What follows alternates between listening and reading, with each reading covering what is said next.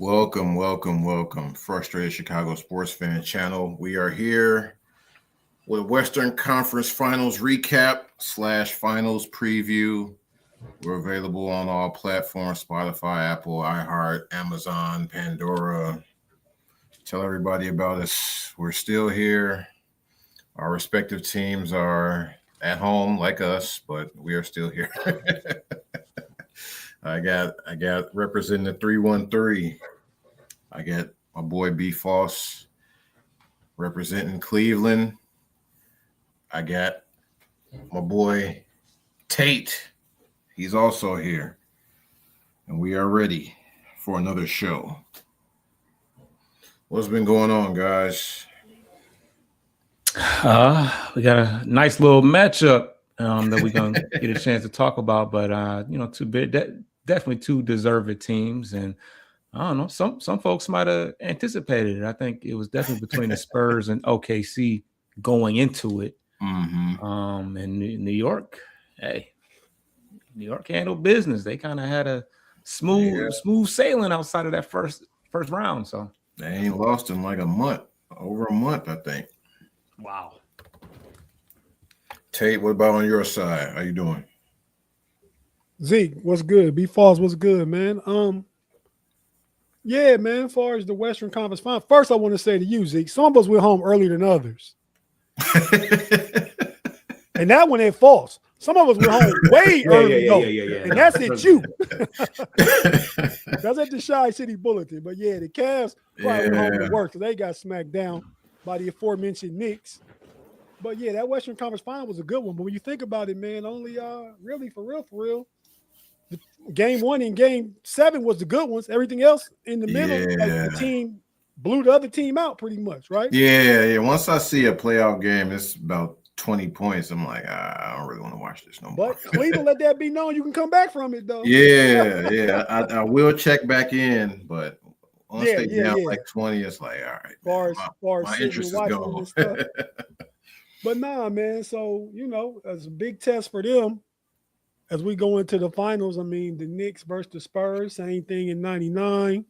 Same thing in 99. I'm old enough to remember. I'm the OG of the squad. I'm old enough to remember Tim Duncan was in his second year when they got that chip. Yep. You know what I mean? So Wemby in his third year. But not really the same. Not really the same with Tim Duncan. He came into a well-oiled machine. Yeah. No, I'm not saying it's the same. I'm just saying Spurs big men. And they, early part of their career, it starts, right? Yeah. Nah, man, I'm just wearing a Under Armour bucket. I thought that was UNC. Nah, it's Under Armour. Oh, okay. I'm about to say, you a UNC fan too? Oh, come on, man.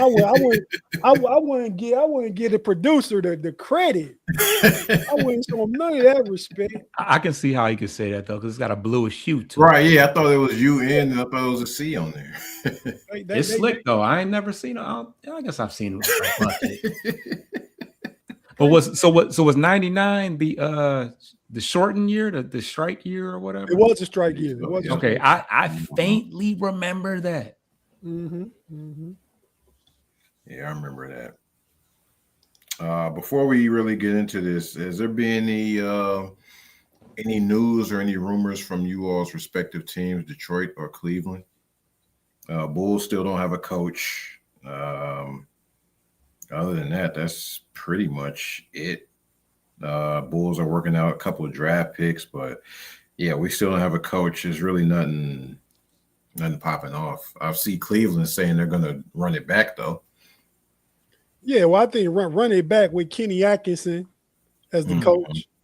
I mean, I think, hard to be back just because of the money situation. You can't trade Darius Garland and let him know. He gonna opt out his contract and re-sign a two-year deal for less money. He is making 42. He probably gonna sign 2 for 60, something like that is what I'm hearing. So, you bring $13 million off the salary cap.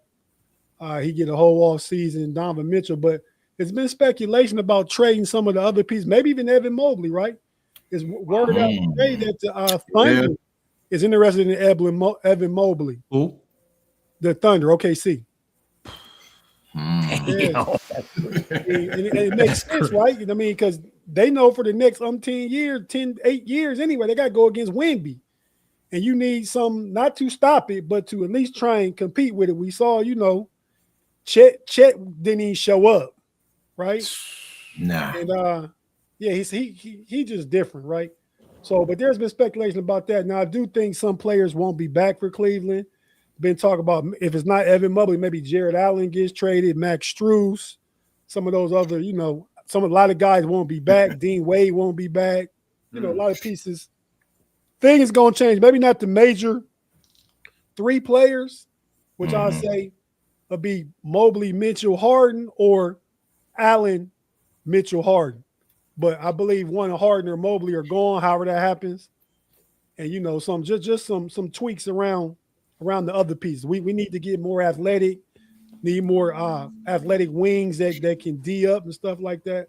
No Diddy can play defense. And yeah, we don't want D's up. No way. Yeah, that's crazy. That's crazy. But yeah, man. So that's what's going on in Cleveland, man. Kenny Atkins is back.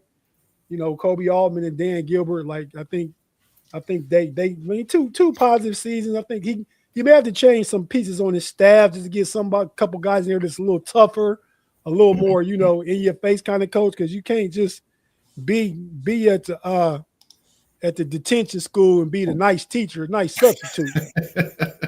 You know what I mean? So yeah. What about you, B. Foss? You heard anything on the Pistons side? During contract news, I've heard a couple of different things. I've heard, speculation of I think $35 million deal.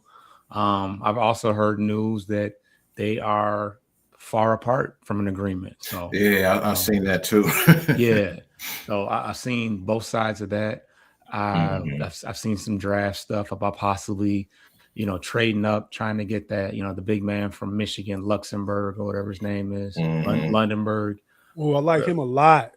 Yeah. No, that would be great for us. That would be great. He's an older guy. Yeah, which is he old as Tobias though. Nah. So I'm saying he kind of like Tobias and build and kind of play style. Yeah, so that worked. That and the fact that we don't need any more projects. We don't need guys that need to develop. True. We need a guy that he's definitely ready. Right, he's 23, 24 years old. You can put him right in there in the starting lineup, and he doesn't have to be the number 1, number 2 type guy. He can just come in and fulfill a role. But outside of that, of course, the rumors of what big name we're gonna, trade the farm to go out and get. So, of course, your Kawhis, your I seen Paul George, which is just terrible. Like, what are you talking about? Trey Murphy. His name always floating around. Yeah, and I think that they showed a proposed trade. That the Warriors where they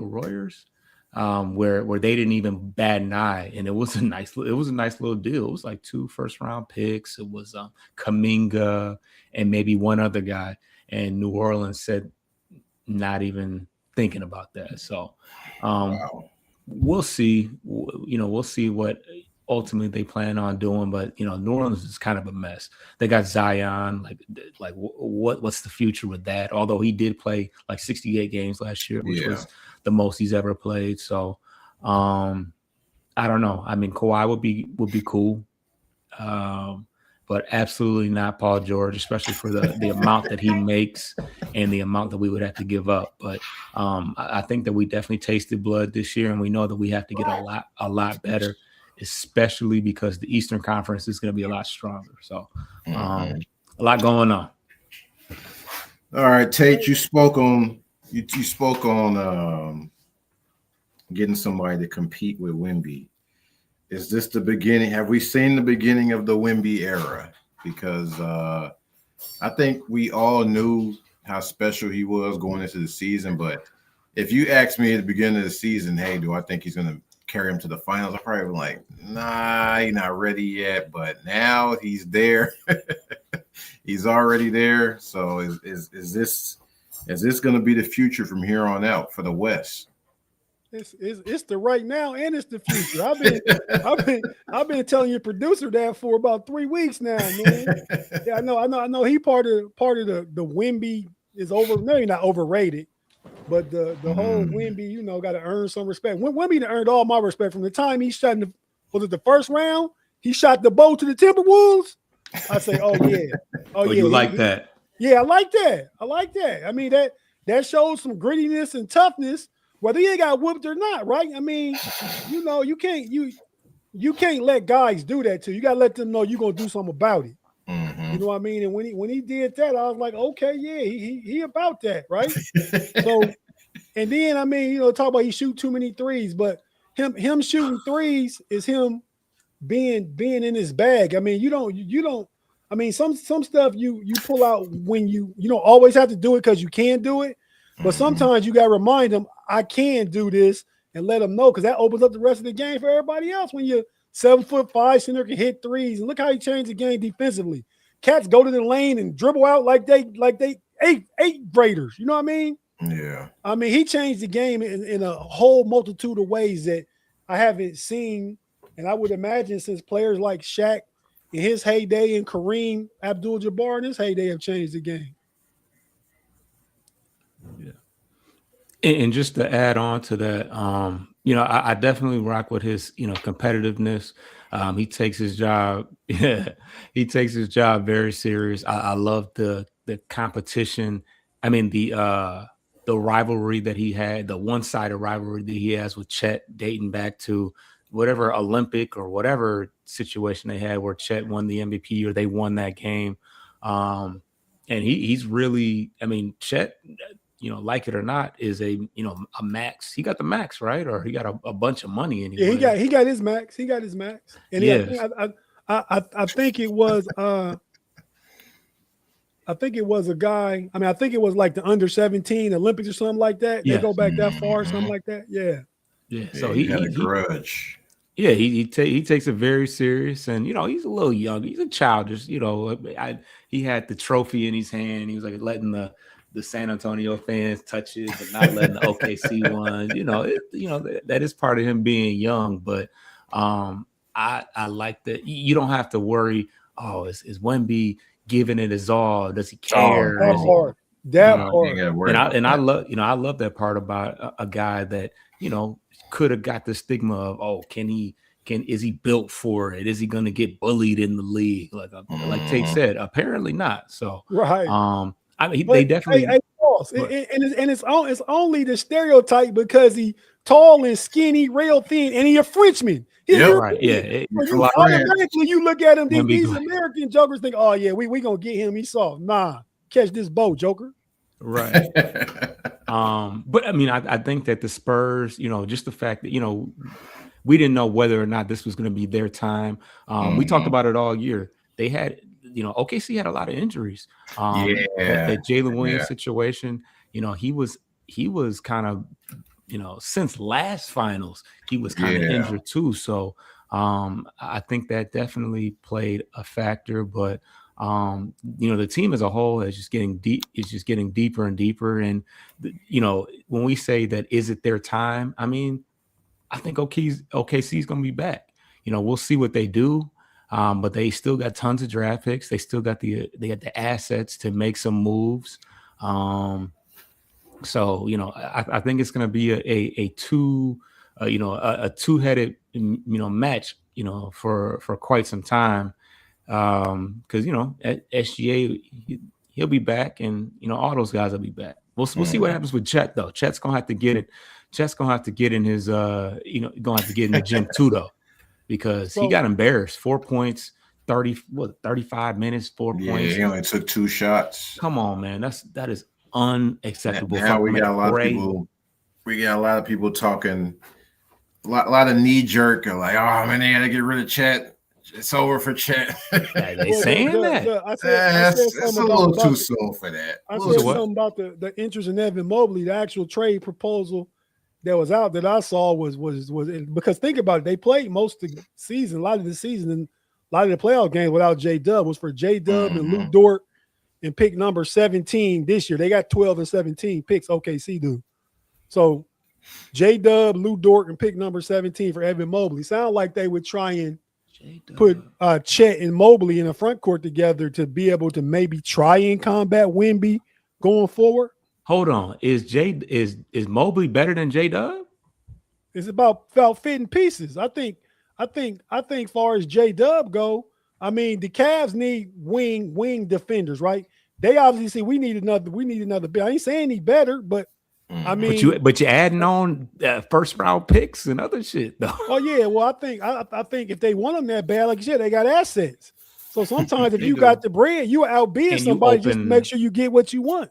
Yeah, you open up some money, but and a lot of people are gonna say, okay, so you're gonna keep Chet, who we're much more mad at right now, and trade away J-Dub, who won them not won them the ring, but was a big part of it. Yeah. But sometimes you got the MVP and you got to adjust on the move, right? We talking about fit. We talking about you in the Western Conference, like you said, and Wemby that guy right now. Yeah. And if you could throw a double big lineup with Chet, no matter how bad he played, we just said it's too early to be off on him, right? Yeah. And you add somebody like Evan Mobley to that. You got double teams. You got guys that both can space and be down low and block shots and everything. They got people. I mean, yeah, they would miss J-Dub, but they got McCain now. They got other pieces that they ain't even showed off yet. Yeah, I think Dort is a free agent, though, if I'm not mistaken. Well, maybe it could be a sign. I think he might have 1 year left, is what it sounded like, but I'm not for sure. 100%. Yeah. I heard him to the Lakers, too, so maybe he is a free agent. Oh, here we go. Lakers get everybody. But, yeah, another fact on the Thunder series, they did have a home court advantage, seeing as though Game 7 was at their arena, but they still lost. And some of the facts about Game 7s now, in the past 6 years, home teams are 9-12 in Game 7s. That's 42%. And prior to 2020, home teams were 106-29 in Game 7, 78%. So what is that? How the crowds are not as live? I mean, because that's a drastic. Man, that's a crazy. Is home court overrated now? That's what it seems like. Shout out to Tate. It seemed like to me, it's just, man, like, I mean, it's about health, right? I mean, okay, so he had Game 7, but they weren't healthy. They didn't have J-Dub. They didn't have who the other guy they didn't have? They missing another guy. AJ. AJ. What's his name? Mitchell. AJ Mitchell, Yeah. Missing him. He's a nice. He probably like the 7 or 8 man off the bench. I mean, he's good. He can give you 20. If you get the minutes. That's what I'm getting at. So I mean, but yeah, I do think home court is kind of a little more overrated. It's much more about health. Like Foss just said, I alluded to that at the beginning of the playoffs, but he made me think like that's why when Detroit won in Cleveland in Game 6, and Cleveland had home court to close it, but Detroit won, and Detroit had home court in Game 7, and I'm like, oh man, Foss might be right. It might be some to this home court, and we about to lose, but we was able to get that one, and not just by a little bit, landslide. So I just think it's more about health and all that kind of stuff, man. And when you go to the East Coast, you got Knicks fans. They go on wherever their team go. They travel everywhere, and it sounds like it's a Knicks home game, even when they're away. They got one of the best traveling fan bases, which is crazy. Plus, you got New Yorkers that just pick up and move and go. Yeah, that's true too. You talking about the city that's 8 million people, and they've been starved of a basketball championship since 1973. I was around for it, but I wasn't around long. Like I might have still been drinking out of an old bottle or something. It's kind of crazy to believe because it's such a big market. They spend all the money, and when you think of New York, you think of street ball, basketball. So it's kind of like that's why they losing their mind. Like if they mess around and if they win it all, oh my God! Hey, don't worry about it. Don't worry. Wemby got something for that. See, that's not how it's supposed to go, though. They ain't been nowhere, and they in the finals. So Yeah, now they got to take their lump in the finals now. They deeper on the champs. Look what you just said about home court, Zeke. Look what you just said. Today's NBA and yesterday's NBA. The prices is different.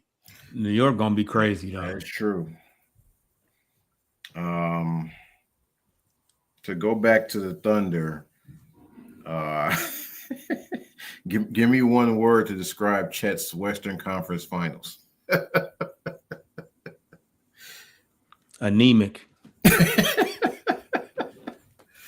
I was gonna go with another A word. Afraid. He's supposed to be the second best guy. You can't take two shots. Come on, man. Tate. I'll just say intimidated. It's crazy because he'll never admit it. He'll never admit it.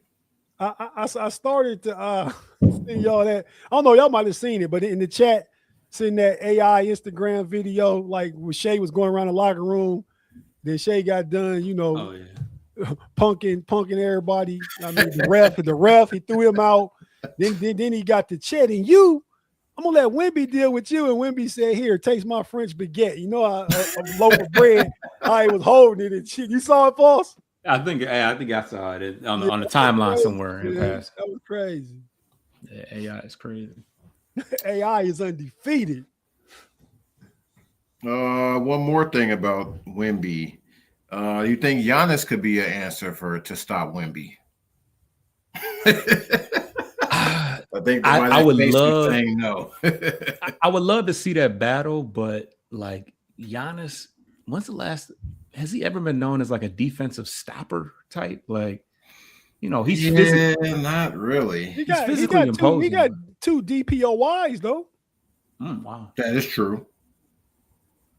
Now, I mean, like it's certainly not in the last couple of years. He been hurt. No.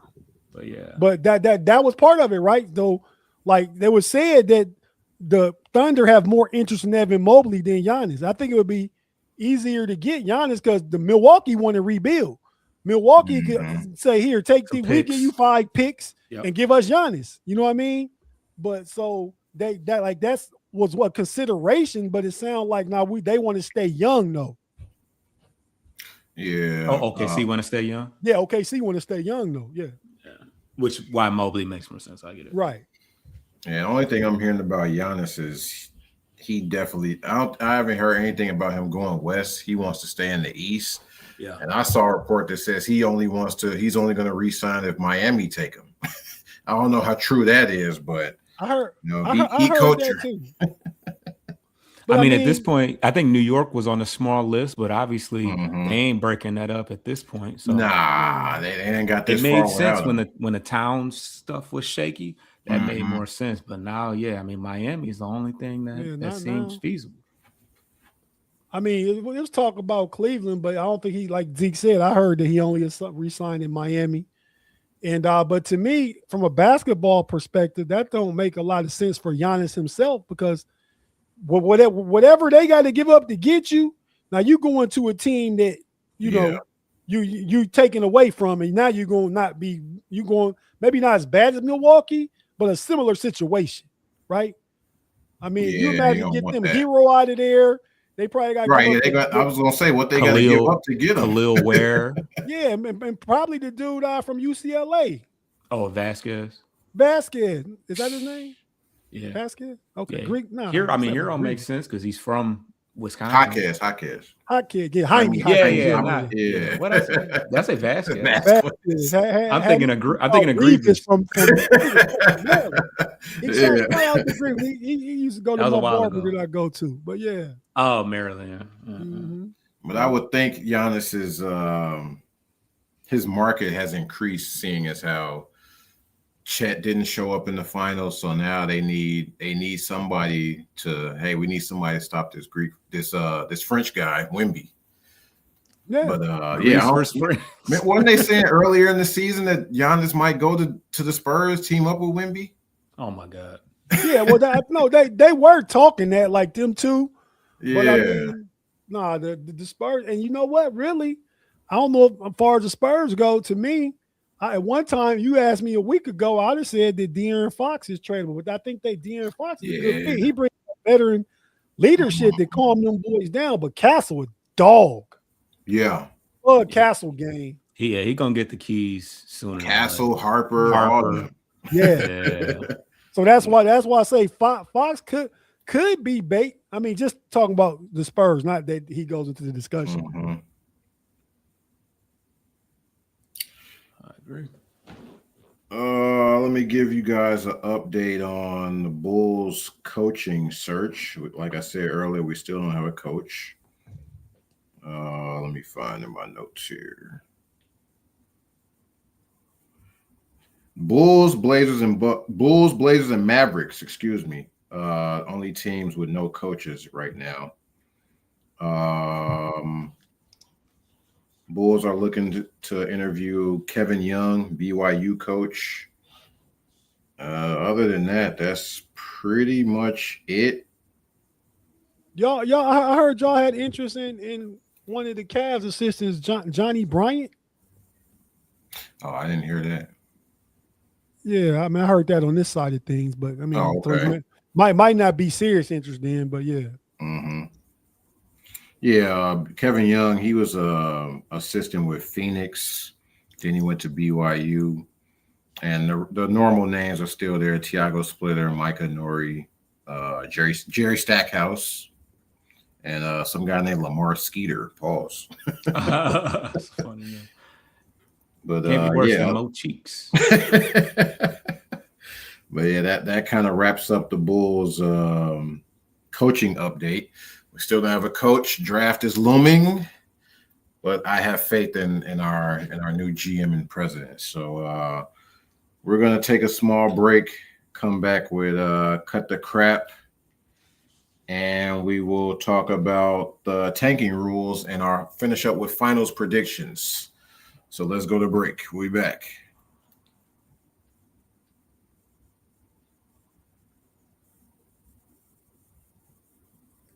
Need a Garrett's popcorn break.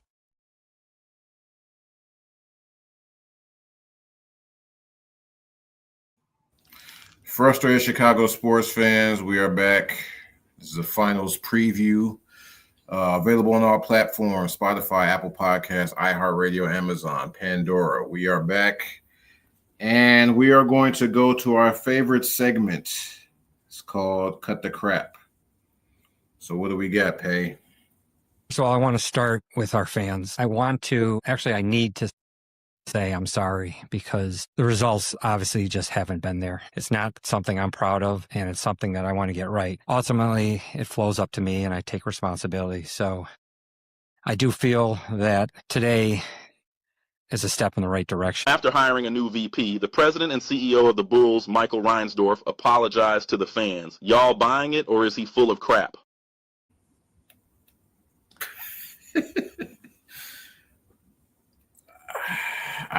I appreciate the sentiment, but I would rather he not do that and just move on. You can't change the past, so I'm gonna go with the little cut the crap on that. Cut the crap. Oh, I thought we had a sound effect. Yeah, I mean, he definitely owe y'all an apology. Right, he does. So, but yeah. More importantly than the apology, is turning the page and doing better. You know, that's the best way to right your wrongs is moving forward, and good draft pick, good free agency. Y'all got some money to spend, and don't mess it up with some goofy moves, because ain't nobody trying to hear that. I mean, the Bulls are very, highest attendance in all of the NBA, a rich history, but it's been kind of grim lately. So time to get back to it. It's good for the NBA. You see what's happening with the Knicks. When the Knicks are good for the NBA. Yep. Tate. Yeah, man, I'm gonna say it like this, man. So Mike Reinsdorf, right? I'm guessing that's Jerry's boy. Yes. All right, so he He's got seen to a lot. got to get out there and bust a move, right? You need to get out there and do a two-step or do something, make a hire, make a move. Like B. Falls was saying, actions speak louder than words. And I refer to making a move because I ain't made no move since Daddy Jerry was there. They had the last dance. He need to go find his date and ask somebody to step out on this floor, be it whatever coach it is, make a move and go ahead and get this thing started. Because I don't know if you really can even start the process till you got a coach and identity and the philosophy and stuff. So, like, you dragging your feet, Mike, Jerry's boy, go ahead and make a move, man. I'm gonna tell you, cut the crap. All right, Pay. What we got next for cut the crap? I think Scotty's rings are just the same as Michael Jordan's. Why not? Because he won the best player on the team. Yeah, but he was the most impactful player on the team. I get it. What do you mean he wasn't? Listen, I get it. If you unplug Scottie Pippen off that team, Sure. Jordan's 0 for 6. Sure. Could be. Who knows? But No, if you we- take- could be. But if It's you not no replace who Scottie, knows. but replace Scottie Pippen with another All-Star. No one does it without another All-Star. No, Replace you him got with another All-Star. He's going to win more than one. You can replace him with another All-Star, but just because it's an All-Star don't mean it's Scottie Pippen. Guys, does Rich Paul have a point, or is he doing that thing again?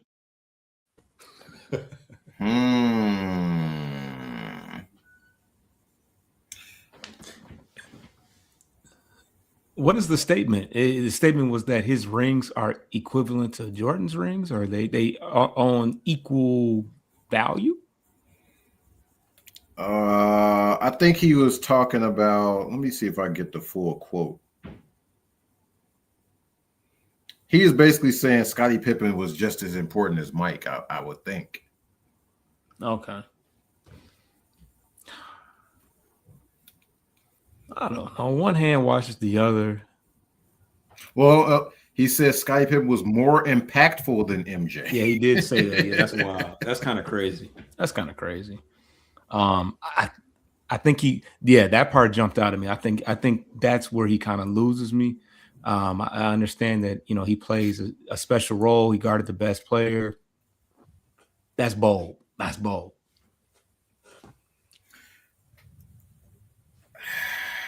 I'm gonna say cut the crap on that. I can't do it. I just can't do it. I was kind of with him because Scottie has always said, because when they say, hey, Jordan is 6-0 in the finals, he's like, hey, I'm 6-0 in the finals too. But so is Ron Harper. I mean, that's not true because I don't think he probably went there the whole time. But I do think if you, I was with him when he said, hey, if you take Scottie off, he probably doesn't have 6 championships. But then he said 0-6. The 0 for 6 is like, nah.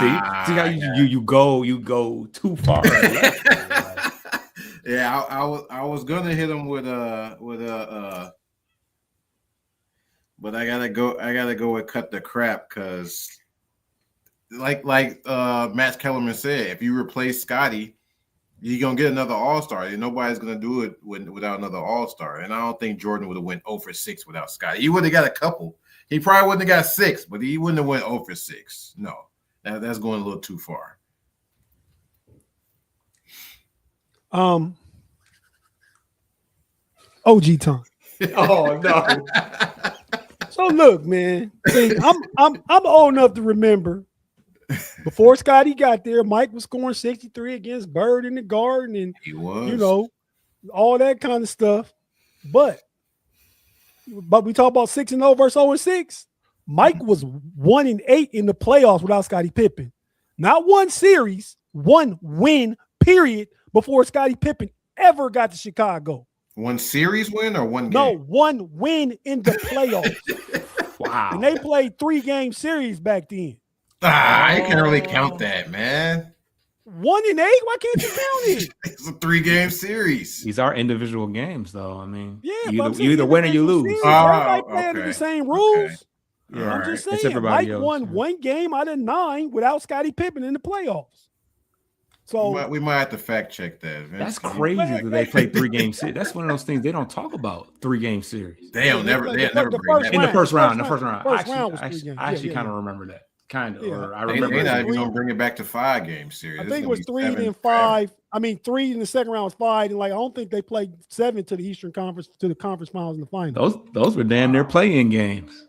Yeah, I mean, basically, yeah. But you know, Jordan put up numbers though. Yeah, no, he did. Oh, Yeah, 1 and 9. 1 and 9. Oh my 63 against Bird. They lost that game, right? Yeah, they lost that. They got lost that. swept. What are we talking about? Oh, hey, we don't have to do all that. I'm just They talking got about swept. the one game. Bringing up old stuff, man.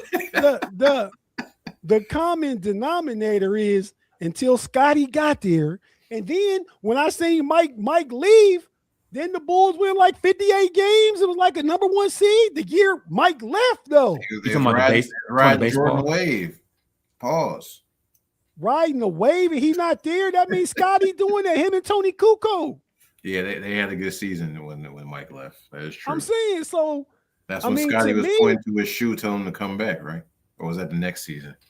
I don't know. That was the year where was Scotty at when he got mad and threw the towel in the coach's face and all that stuff. That wasn't Phil Jackson. I think he might have been. Did he play in Phoenix or somewhere? He played somewhere else. The Rockets. I know he played for Houston. That might have been the place. But nah, I'm just saying, man. Portland too. Mike is Mike. Mike got the numbers. I mean, just like I bet Kobe feel like his championships without Shaq is more important to him. You know what I mean? Definitely. I mean, different, but like, I mean, man, Shaq was the guy on them teams. Mike was the guy, but Mike wasn't getting there without Scotty. And I don't know if you could put it. So I kind of agree with Rich Paul. I don't know if you could put anybody else in there during that era that would replace what Scotty could do. You know what I mean? With Michael Jordan and prime Sean Kemp had it done something. I mean, I don't know. Right. But I mean, yeah. So I mean, yeah. I mean, Rich Paul loaned some. So I don't know what's opposite to cut the crap, but I'm gonna just say Rich Paul keeping it a buck. Damn. Okay. Sound like that's all right. Yeah. That's all right. What we got next, Pay? One more. To see it firsthand, the work ethic, the passion, the IQ, the leadership. It's just like, man, just gets a bad rep. I saw Denzel say this, like he's won 3 Oscars. And the first thing he said to the interviewer was like, yeah, but I lost 8 times. And we don't talk about that, right? We really harp on the fans. And I hate that part about the world we live in, but it is what it is. Unless you win the championship, no one's going to say anything positive. They dominated us 4-0. But yeah, I don't know if I can necessarily answer that question. Just because genuinely I do feel like we are the better team. But, you know, series-wise, you know, it didn't show it. So tough question to answer. We may win a ring here. We may never win a ring here. But I've won in life. I'm out of here. Catch y'all in 19 weeks. We may win a ring here. Guys, are these Cavs the greatest ever of end-of-season loser talk with a straight face? Kind of a lot to digest there, Pause. First, we got Donovan sticking up for everybody, crapping on Harden, playoff Harden. Then we got Harden saying, I didn't think he was crapping when he was trying to defend him. No. He's saying he's defending people crapping on him. Oh, okay. Down on Harden for not showing up in the playoffs. Mitchell was defending them. Then we got, I think we were the better team, even though we lost. Loser mentality. And then we got the good old, hey, man, I won that life. Corny. I got my chick is bad. He didn't say it, but he said it. My chick is bad. I got money. I'm richer than y'all. I won in life. All bad. So first part, Harden is going to go to the Hall of Fame. We all know this. He's got Hall of Fame numbers. He got MVPs, All-Stars, All-NBAs, all that.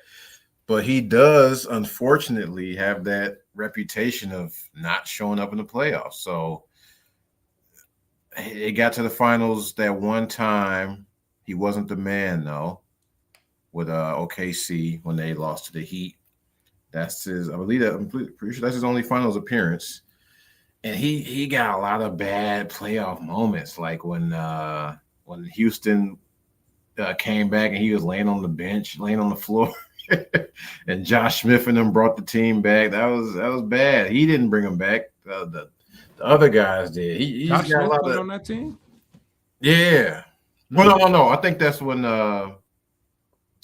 they lost. I think was he on? Because they was playing the Clippers, I believe. I think that's when Houston missed like 23s in a row. I think that's what I'm thinking of. And Harden was on the bench. I believe so. I have to fact check. But yeah, Harden got more bad. I think he got more bad playoff moments than good ones. So I mean, I know he's gonna defend him. That's his teammate, but he got a. Why do you use that silly Denzel Washington comparison? like if an Oscar is the championship, right? Why are you comparing the two when he has 0?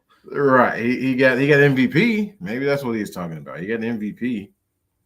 Then the whole we're the better team. The better team usually. How are you the better team? You got sweat. And maybe talking about analytically, like the coach was talking about with analytics or something. And then with Donovan, I won in life. He did win in life. He's winning. All these dudes won at life. Yeah, so a lot of these, man. Ed Holmgren won at life. Jonathan Isaacs, he barely playing. He getting millions, hundreds of millions. Big winner. So it's just a few cut the craps in there, but I won in life. I'm gonna go ahead. Big scissors and all that. Tate, what you think?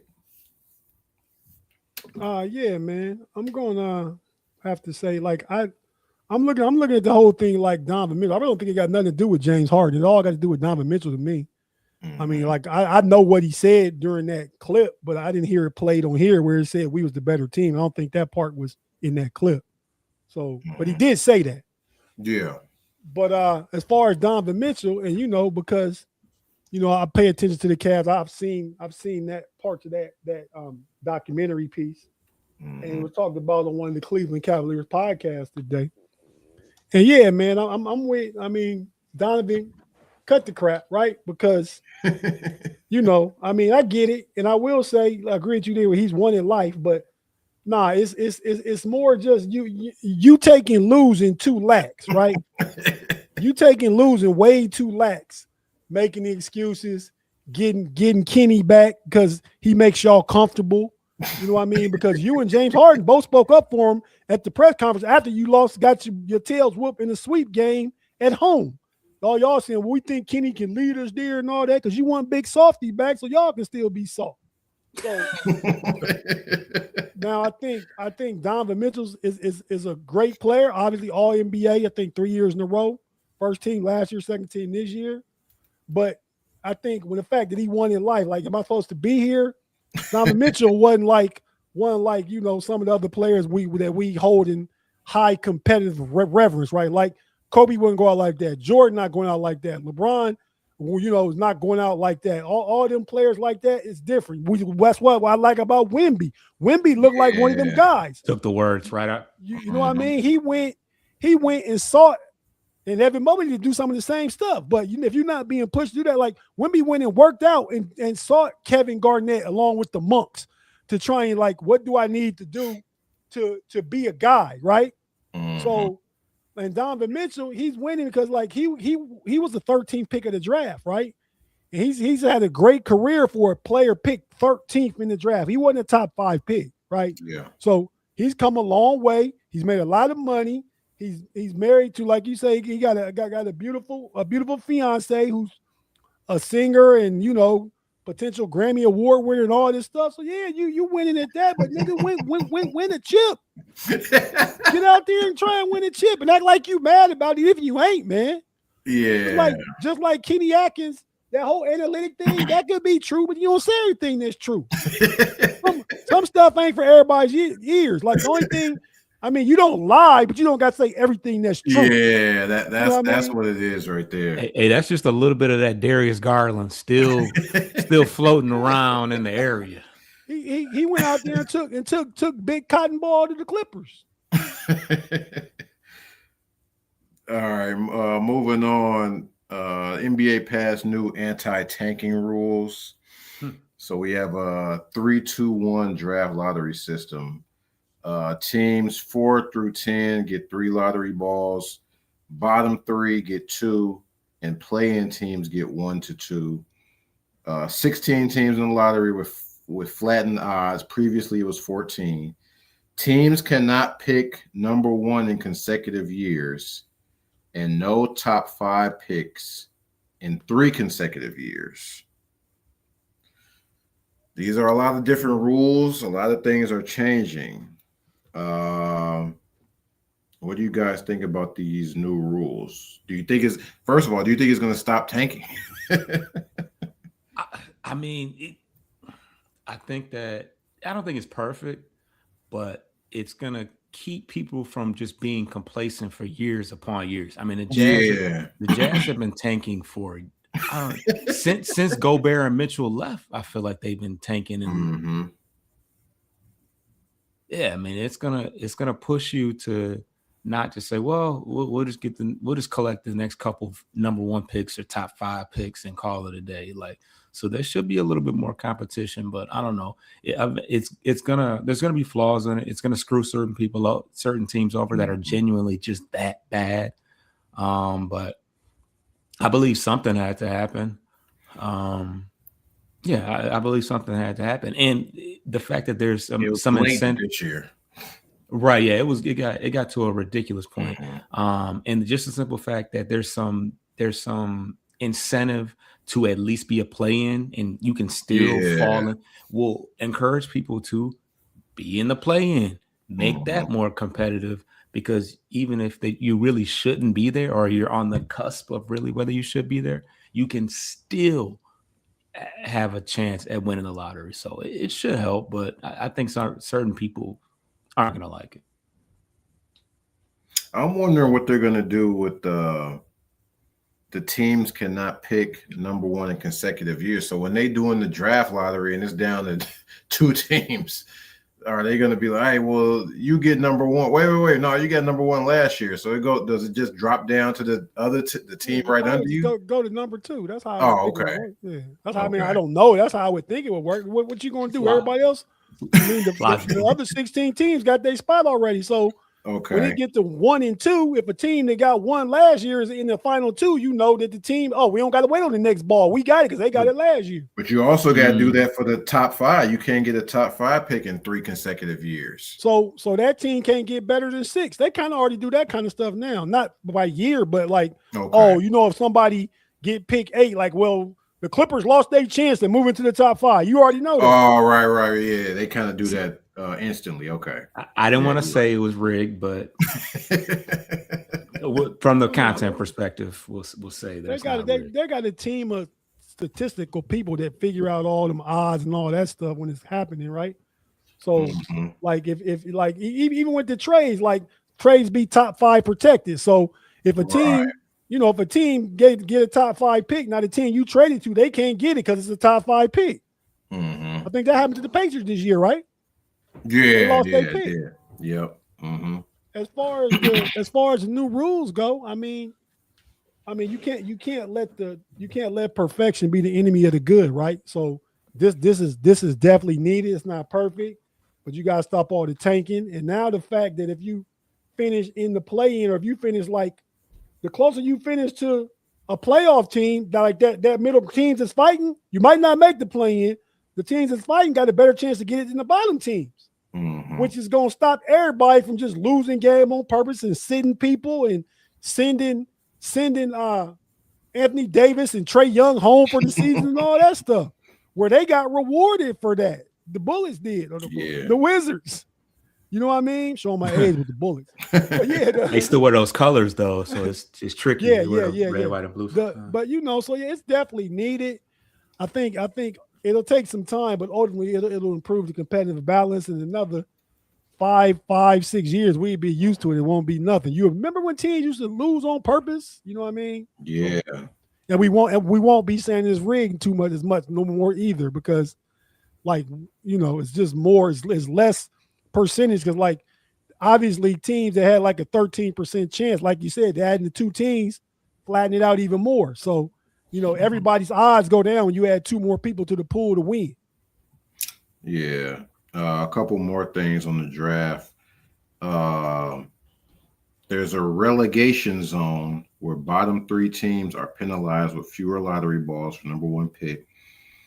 Teams that don't qualify for playoff / play-in but stay out of relegation zone get 3 lottery balls each. This is going to be a lot to understand once the draft comes back around. This starts in 2020. This starts in 2027. So I guess if you're in this zone, you get fewer lottery balls. Yeah, relegated is sent to. So yeah, you'll get sent to that zone where you get fewer lottery balls. And teams cannot protect picks in the 12 to 15 slots. And this starts 2027 and runs through 2029, and they're going to reevaluate it after that. So there's not a permanent thing. Yeah, 3 drafts. When 2029 come around, they're gonna go back and look. So all right. Yeah, we're gonna wrap up with finals predictions. We got Spurs, we got Knicks. I think the Spurs are the favorites at this point. They're slightly favored. I think last time I checked, they were minus 200 to win the series. So Vegas thinks the Spurs are going to win. It will be unprecedented for a team that hasn't won nothing in the playoffs to go all the way through the finals and win. But that Knicks in 6, if they win that in New York, man, it's gonna be a riot. So what's your prediction? We'll go back and visit this once the finals are over and make fun of you. Well, is that what the league would want for New York to finally do it and make that a whole, that would certainly light the fuel the fire from within Wemby. So I that would be an interesting narrative. But ultimately, we talked about how Wemby shoots a lot of threes, but I think that game I think that style of play is going to play to his benefit against guys like Mitchell Robinson and Karl Anthony Towns. They're not the most fleet of foot, so I think that could definitely cause some problems for them. And they got a lot of guys that they can throw at Brunson. Brunson is obviously their best player. We have a lot to say about those little guys. So I mean, Harper, Castle, Fox. That's a mean lineup that you can kind of throw at him on both ends of the court. But I don't know. The Knicks have kind of just ran through the gauntlet. The Anunobis and Bridges of the world have done a lot for them. So I think if I had to put money on it, damn, I might go Knicks, man. Just for the simple fact that I think that would be huge for the NBA, huge for the East Coast markets and stuff like that. That I don't know, man. That's yeah. I'm gonna go Knicks. So I might be biased though. Mikal Bridges, Tate, what you got? Man, Foss made a lot of good points. Not. I mean, to me, everything he said is rooted in NBA conspiracy. The Knicks in 6 is a good rap line. I mean, I don't know if Jay-Z came out at the Roots Festival and said that and got everybody hyped talking about Knicks in 6. I feel like, man, it's just a mismatch all around the board. We saw the problems Castle gave Shea. He gonna get the same problems to Brunson. When Wemby is a nightmare. I mean, Mitchell Robinson is injured, but I mean, it don't even matter. He gonna get pulled all the way out, no Diddy, to the top of the key. You know what I mean? You got. I just don't see it. I just don't see the Knicks. I really got the Spurs in 6, for real. Wow. I mean, and you look at the trends. Knicks in the final was 94, lost to Houston. 99, lost to San Antonio. Going back against another Texas team, they about to catch this Texas L again. And so it ain't even gonna surprise me. I got the Spurs 4-2. Wemby your MVP. Cat can't do nothing with him. and Robinson can't do nothing with him. They're gonna try and put Anunoby, and they're gonna take Anunoby right down there to the center of the lane and do that little hook, that little step back that can't nobody block, and it's gonna be problems all over. The Knicks is not that good defense. They play better defense. Have more faith in the team that swept you, man. Nah, well, we trash.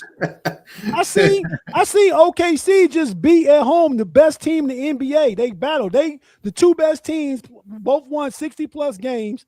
They won. I mean, the team that swept us, the Knicks, they played good. I mean, I think what the Cavs using the excuse is that, man, y'all shouldn't have let Toronto take y'all to 7 games. You shouldn't have let the Pistons take you to 7 games because you should have beat them at home game 6 like you're supposed to. You'd have saved yourself some legs. So all that. We fatigue, or we the better team if we had got rest, and Kenny Atkinson talking about the playoff scheduling, all that's whining, making excuses. But now the Spurs won game 7, Saturday night, and they got Sunday, Monday, 2, don't play the Wednesday. So they played 7 games, but they're not having to play in like with a day in between. They got 3 days off, and it's at home, The Knicks got to go to San Antonio. So, yeah, man, I got the Spurs winning. I mean, so, yeah, they swept us and we played like trash. I'm not even comparing. We would have lost to either team in the West. So, but, yeah, so I just like to match up better with the Spurs. I'm a fan of Wemby. I'm rooting for Wemby now. I mean, one time and I rooted for the Knicks back when the Pat Riley was there back in the day. But, yeah, man, so I just think the Spurs going to take it. I think that they don't got no answer for what the Spurs do. The Knicks did beat the Spurs once in the regular season. They lost once. Yeah, they split. I'm trying to see. Yes, Wemby played both games. One game he dropped 31. He was the leading scorer. Champagny, he had 36 in that game. Actually, he was the leading scorer. They won. Spurs won that by 2. And the other game, the Knicks blew them out 114-89. And Wemby also played that game, but Champagny didn't have a great game. He only had 3 points that game. And Bridges was the leading scorer with 25. Bridges and Wemby both had 25. So the Knicks can beat them. They beat them once in the regular season. Everybody was there.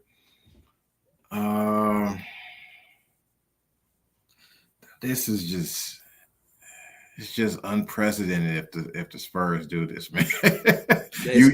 you betting against history, man. Not saying it can't be done, but when you go back to your home court thing, that's against history too. At some point, history changes. Yeah. But you just said that the Knicks have been taking L's in the finals, so that going against. Okay, so that could change too. But this is about who I picked. I'm just saying I ain't basing it on that. I said matchups too. Yeah. I'm saying they're gonna catch another L from a Texas team, not because they lost to the last Texas team 27 years ago. That don't got nothing to do with it, really. Yeah. This is gonna be 3 finals in a row for the Knicks and 3 losses from teams from Texas. I think somebody said SGA's in the paint scoring went down like 20% just because of Wemby. And Wemby don't even have to block your shots. Just the fact that he's just lurking around there, he making you change your mind. So all that stuff Brunson was getting in the paint, he ain't doing none of that against Wemby. Man. I don't think it's going to be a quick series, though. I don't think it's not going to be a sweep either way. I don't think it's going to be in 5 either way. I think it might go 7.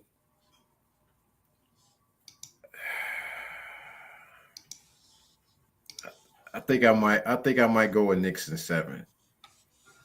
I'm going on the side of history here. I'm going with history. I'm going with Knicks in 7.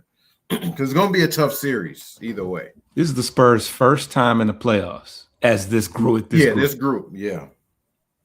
Poof. They can't go all the way. I mean, they can, but I don't know, man. They ain't like Ricky said, they ain't took no lumps. So now in the finals would be where they take the lump, where it's going to hurt the most. But Wemby going to cry either way. He going to cry either way. They won in game 7 on the best teams home court in the NBA, That the is defending true. champs. That is And you true. know, I mean, stuff be different for different teams in different years. Yeah, we used to teams taking their lumps and bouncing back. You know what I mean? And then going, but at some point, man, the narrative gonna change. We didn't see the Patriots going to the Super Bowl either, or the Seahawks winning it. I didn't see that coming. Sam Darnold, Super Bowl winning quarterback. What about the fresh legs? It certainly played a factor in the Cleveland series. But that's why I said they got 3 days off. Cleveland played a game 7, got 1 day off, had to go play New York again. They lost the game they should have stolen. That sent everything downhill. For sure. It was over after that. Yeah, definitely over. Okay. That's fair. That's fair. And San Antonio don't have to travel. They're home. Yeah, they're home. Right. Yeah. The first Lost two and is then that, have a day off. They probably traveling to go to MSG. They went from Detroit to New York. You know, OKC ain't that far from San Antonio. They went home and they've been at home since Saturday night, probably. Yeah, Nick's gonna have to steal one of them first 2 games. If they go down 0-2, it's like I don't know. I don't know. They've been rolling, man. Yeah, rolling. Yeah. But it ain't like, I mean, the Spurs played Minnesota, they played OKC, the Knicks played the Hawks, the Knicks played Philly, and they played a trash Cleveland team that's super tired. I mean, you know, with Hall of Famers and All-Stars on every team. Yeah, but I mean, Philly though. What we think about Philly all year? Atlanta still got to take them lumps. They one of them teams for sure. Yeah, Philly played a 7-game series against Boston.